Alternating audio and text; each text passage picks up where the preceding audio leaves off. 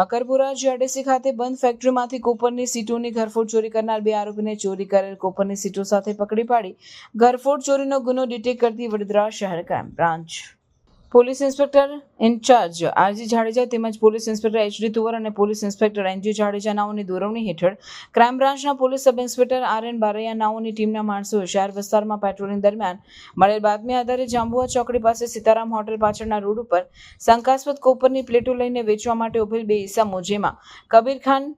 કયુમ ખાન પઠાણ રહેવાસી મુસ્લિમ મહોલ્લો નુરાની મસ્જિદ પાસે ચૌહાણ ફળ્યું વરણામા ગામ તાલુકો જિલ્લો વડોદરા તથા સજ્જાદ સબીર પઠાણ કિસ્મતનગર વણકરવાસની પાછળ વરણમા ગામ તાલુકો જિલ્લો વડોદરા નાઓ હોય તેઓને કોર્ડન કરી આ બંને ઈસમો પાસે રહેલ કોપરની પ્લેટો પ્લાસ્ટિકની કોથળીમાં મૂકેલ હોય જે પ્લેટો કાઢી જોતા કોપરની પ્લેટોની સીટ નંગ 10 તમામની કુલ કિંમત ₹80,000ની હોય અને આ ઈસમો તેઓ પાસેથી મળેલ કોપરની સીટો બાબતે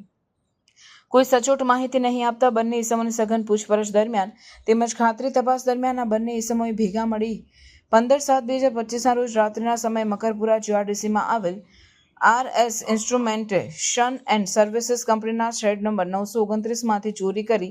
મેળવેલ હોવાનું જણાવતા જેથી આ બંને ઈસમો પાસેથી મળી આ કોપરની પતરાની સીટી તપાસ અર્થે કબજે કરી આ બંને ઈસમો સામે કાયદેસરની કાર્યવાહી કરી આરોપીઓ દ્વારા કરેલ ચોરી બાબતે માંજલપુર